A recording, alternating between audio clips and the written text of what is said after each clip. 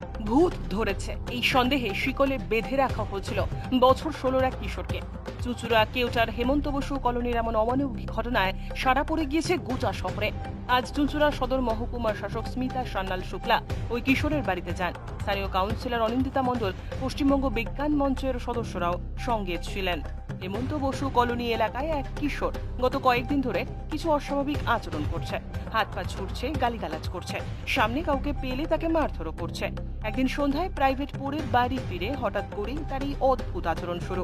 ভূতে ধরেছে এই সন্দেহে বাড়ির লোকেরা তাকে শিকল দিয়ে বেঁধে রেখে ওঝার থেকে জল পড়া এনে খাওয়ানো, মাদুলি পরানো সবই করেছে, যদিও তাতে কোনো কাজ হয়নি। এখনো মানুষের মধ্যে কুসংস্কার রয়েছে ভূত প্রেত নিয়ে। এগুলি দূর করতে পশ্চিমবঙ্গ বিজ্ঞান মঞ্চের পক্ষ থেকে সচেতন করা হয় এলাকাবাসীদের। একজন সদস্য সন্দীপ সিংহ বলেন, আমরা জানতে পেরে কিশোরের বাড়িতে আসি। ওঝা ঝাড়ফুঁক এসবের ফলে অনেক সময় মৃত্যু পর্যন্ত ঘটতে পারে। তেমন ঘটনা যাতে না ঘটে তার জন্য পরিবারকে সচেতন থাকতে হবে। আমি প্রথমত ধন্যবাদ জানাবো সাংবাদিক বন্ধুদের, তারা এই খবরটাই তো আমাদেরকে দেন। আমরা সঙ্গে সঙ্গে সেদিনকে দিব্য এসছেন এবং আমরা বলছি কুসংস্কারে প্রচুর মানুষের প্রাণ চলে গেছে। এই ওঝা ঝাড়ফুঁকে মানুষের প্রাণ চলে গেছে। আজকে একটা ছেলেকে আমরা, এটা ভালো লাগছে, আমরা আজকে যখন আসবো এসডিও ম্যাডামের কাছে শুনলাম, স্কুলের টিচারদের কাছে আমরা আবেদন করলাম। ওর ক্লাস টিচার এবং এনসিসির স্যারও নিজে উনি আজকে সঙ্গে সঙ্গে ওনারা আজকে এলেন আমাদের একটা টিম করেই।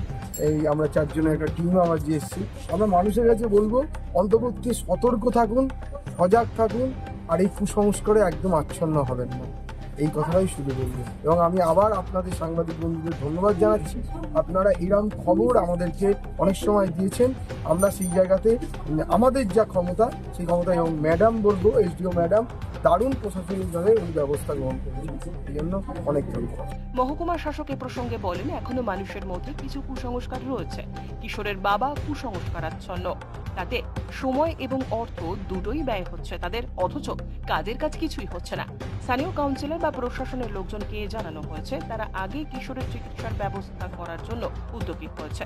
এখন নিউরোসাইকিয়াট্রিস্টকে দেখানো হচ্ছে। কিশোর অনেকটাই সুস্থ, ক্লাস 10-এর ছাত্র, ভালোভাবে পড়াশোনা করুক, এটাই আমরা চাই। সুবিধার মধ্যে ছিল, এখন সুস্থ, সেটাই দেখে গেলাম আমরা।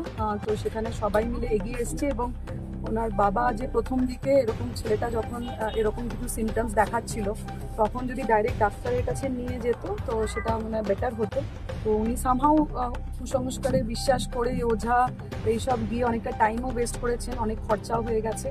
তো সেটা যদি আমাদের প্রশাসনিক দিক থেকে সামনে কাউন্সিলর আছেন বা আমাদের কাছে যদি যোগাযোগ করতেন বা ডাক্তারের কাছে যেতেন, সেটা মানে একটু টাইমটা আমরা বেশি পেতাম। এবং এখন অ্যাটলিস্ট আমরা একজন নিউরো সাইকিয়াট্রিস্টের কাছে গেছে, উনি গিয়ে যাওয়ার পরে ওনারা ওষুধ দিয়েছেন, দেখেছেন, ওষুধ দিয়েছেন।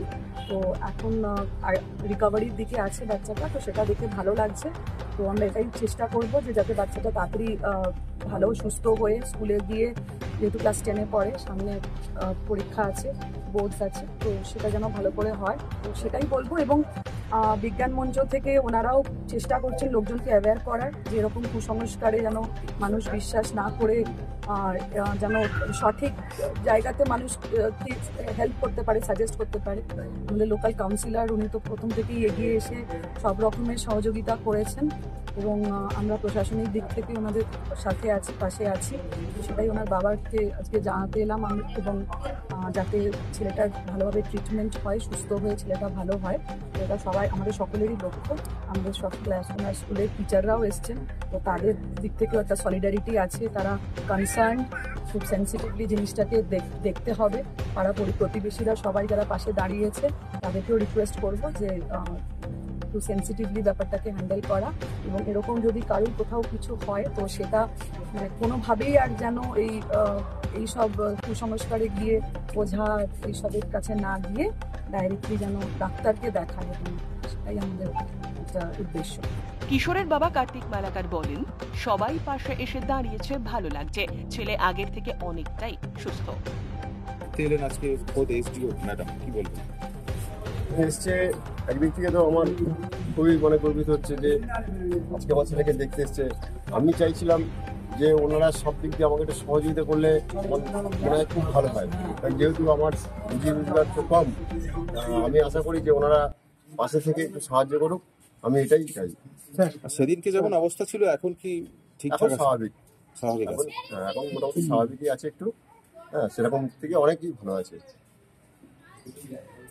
কোথাকার ডাক্তার দেখছে এখন? এটা কলকাতা মেডিকেল ডাক্তার দেখছে। লোকালে কোনো ডাক্তারের সাথে না যোগাযোগ? না না, ডাক্তার অর্ঘ্য দত্ত দেখছে। মানে এখানে চুচুড়াতে তিনি বসেন। হ্যাঁ, পিউলবাদী মোড়ে বসে। কি নাম আপনার? আমার নাম কার্তিক মালাকার।